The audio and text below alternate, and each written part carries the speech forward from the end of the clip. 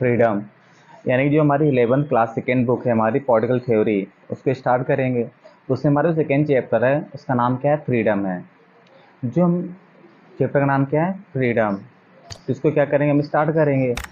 और इस चैप्टर को स्टार्ट करने से पहले क्या है, इसमें कई सारे क्वेश्चन पूछे गए हैं कि फ्रीडम है क्या, होती क्या है। इसके पहले हमने पॉलिटिकल थ्योरी में फंडामेंटल राइट ऑफ फ्रीडम को सब वो पॉलिटिकल जो हमारी फर्स्ट बुक है इंडियन कॉन्स्टिट्यूशन की, उसमें हमने अपना सेकेंड राइट को देखा था कि फ्रीडम क्या थी।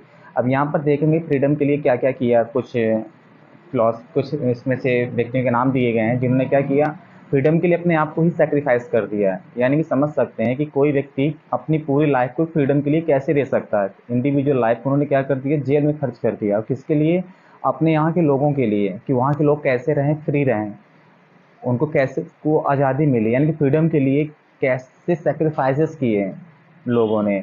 इन सब को क्या करना, हमको इसमें समझना है। और देखेंगे फ्रीडम होती क्या है, फ्रीडम के मायने क्या होते हैं लोगों के लिए, सब देखेंगे क्या कर यहाँ पर समझेंगे अच्छी तरह से। जैसे यहाँ पर क्वेश्चन दिए गए हैं, understand the importance of the freedom of individuals and society, explain the difference between the negative positive dimension of the freedom. इन सब को क्या करेंगे, हम देखेंगे हार्म प्रिंसिपल क्या था। इन सब को हम क्या करेंगे, वन बाई वन देखेंगे अच्छी तरह से। लेकिन जब स्टार्ट करते हैं चैप्टर हमारा, तो हमारा जो पहली हेडिंग स्टार्ट होती है the ideals of the freedom. You ideals क्या थे हमारे फ्रीडम के लिए। तो आइडियल्स क्या होंगे फ्रीडम्स के लिए, यहाँ पर क्या है, दो स्टोरियाँ दी गई हैं। दो स्टोरियाँ किसकी दी गई हैं, एक आंग सान सूची की दी गई है, दूसरा किसकी दी गई है, कह सकते हैं दूसरा नेल्सन मंडेला की दी गई है। किसकी दी गई है, नेल्सन मंडेला की है। और दूसरी की आंग सान सूची की है, एक स्टोरी यहाँ पर दी गई है। तो जैसा कि पहले अगर देखेंगे अपने से, पहला हमारा नेल्सन मंडेला, तो नेल्सन मंडेला रिलेटेड कहाँ से, ये हमारे साउथ अफ्रीका से रिलेटेड है। कहाँ से रिलेटेड है, साउथ अफ्रीका।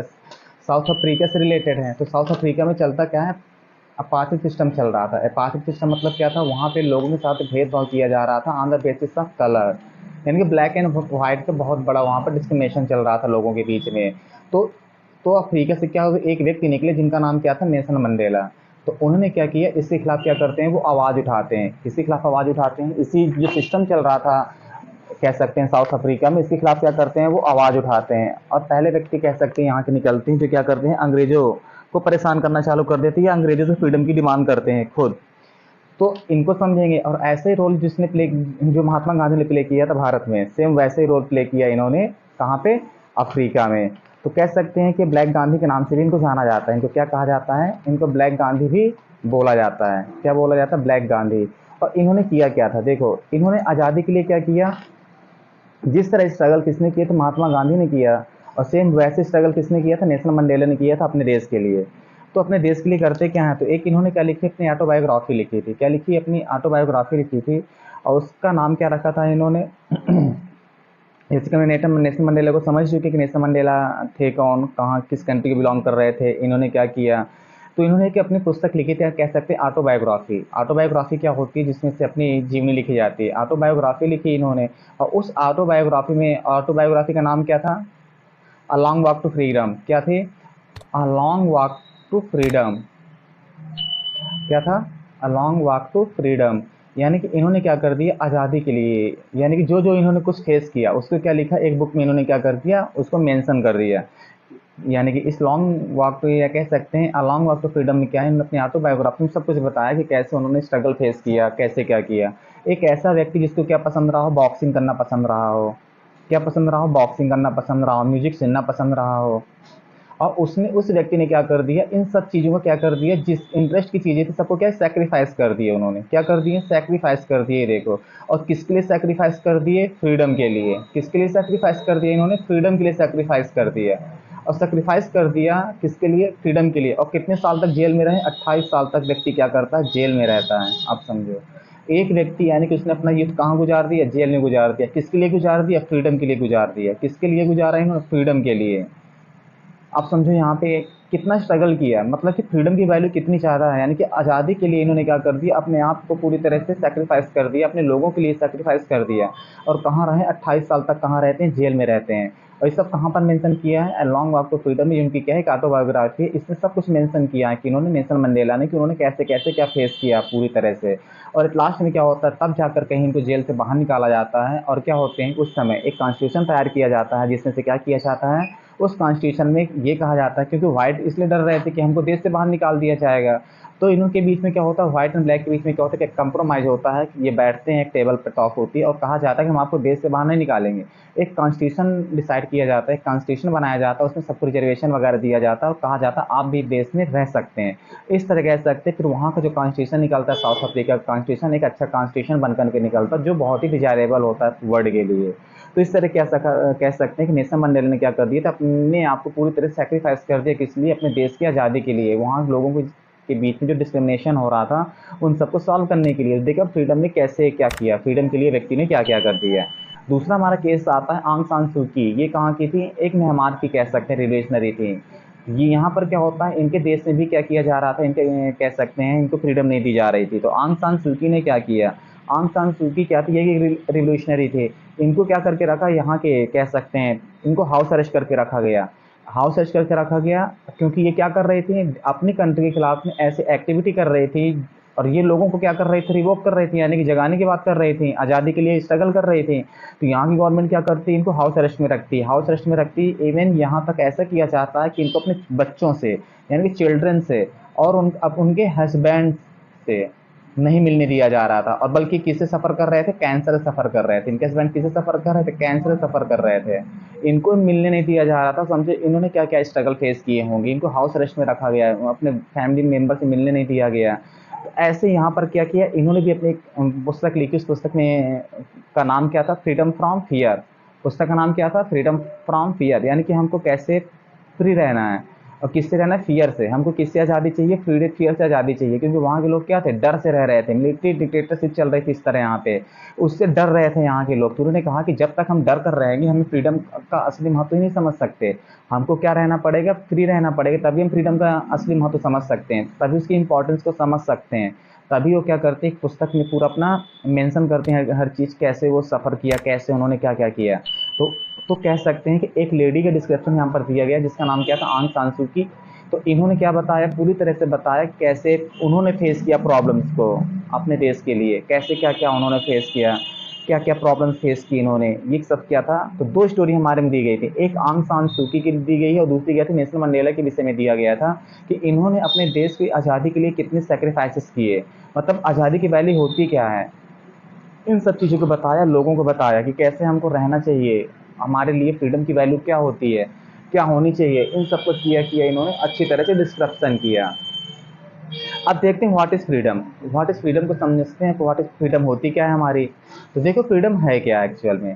तो देखते हैं फ्रीडम जिसे हम लिबर्टी कहते हैं। तो याद रखना फ्रीडम एंड लिबर्टी में थोड़ा डिफरेंस होता है, बाद में देखेंगे। तो यहाँ पर हमारा चैप्टर का नाम क्या है, फ्रीडम है। तो फ्रीडम हो आया क्या, देखो फ्रीडम वर्ड है क्या, कहते द वर्ड लिबर्टी कहता है डिराइव फ्रॉम, तो कहता है Latin word Libre which means कहता है फ्रीडम। ये वर्ड कहाँ से आया है, लिबर्टी की बात करते हैं। ये वर्ड किससे है, लिबर्टी कहता है। लिबर्टी मीन्स क्या होता है, फ्रीडम। फ्रीडम मीन्स फ्रीडम तो स्वतंत्रता, लिबर्टी मीन्स क्या है, स्वतंत्रता। तो द वर्ड लिबर्टीज कहता है derive from the Latin word, कहाँ से, लैटिन वर्ड से निकला है ये, जिसका मतलब क्या होता है, लिबर, जिसका मतलब क्या है, फ्रीडम। मतलब इसका क्या होता है, फ्रीडम होता है। पहले two dimension of the liberty, यानी कह सकते हैं डायमेंशन कितनी, लिबर्टी कितनी डायमेंशन है, टू डायमेंशन है। लिबर्टी की बात करें यानी फ्रीडम की बात कर रहे हैं, two dimension of the liberty. Liberty means कहता है अब्सेंस ऑफ कांस्टेंट। लिबर्टी का मतलब क्या होता है, अब्सेंस ऑफ कांस्टेंट। और कांस्टेंट क्या होते हैं, जो लिमिटेशन लगाई जाती हैं, जो लिमिटेशन लगा दी जाती हैं फ्रीडम में, वो क्या कहलाती है, कांस्टेंट कहलाते हैं। रूल्स एंड रेगुलेशन से बांध देना क्या कहलाते हैं, कांस्टेंट कहलाते हैं। पाबंदी लगा देना क्या कहलाते हैं, कांस्टेंट कहलाते हैं। तो लिबर्टी तो दो डायमेंशन होते हैं लिबर्टी के। पहला क्या होता है, लिबर्टी मीन्स कहता है अब्सेंस ऑफ कांस्टेंट। लिबर्टी का मतलब क्या है, अगर पूछे व्हाट इज लिबर्टी, तो you can simply reply them liberty means absence of constant. मतलब क्या होता है, कोई भी रूल्स एंड हमारे पाबंदियाँ ना लगाई जाएँ, तो क्या कहलाती है, लिबर्टी कहलाती है।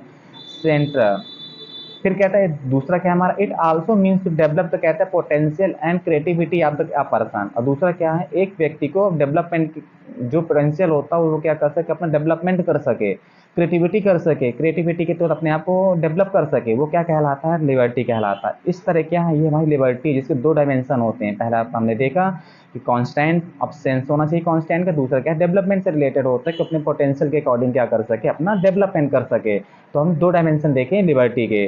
अब देखते हैं different types of the liberty. Liberty कितनी प्रकार की होती है, देखो यहाँ पे एक होता है पॉलिटिकल लिबर्टी, दूसरा होता है नेशनल लिबर्टी, तीसरा होता है इकोनॉमिकल लिबर्टी, चौथा होता है सिविल लिबर्टी, पांचवा होगा नेचुरल लिबर्टी।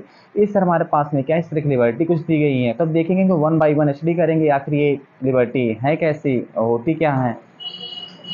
तो देखो व्हाट इज फ्रीडम, तो यहाँ पर फ्रीडम यहाँ पर पूरा लिखा गया है। फ्रीडम स्टैंड कॉन्स्टेंट से क्या होता है, अपने आप को ऑप्शन से रखना है, क्या कहलाता है, ये फ्रीडम कहलाता है।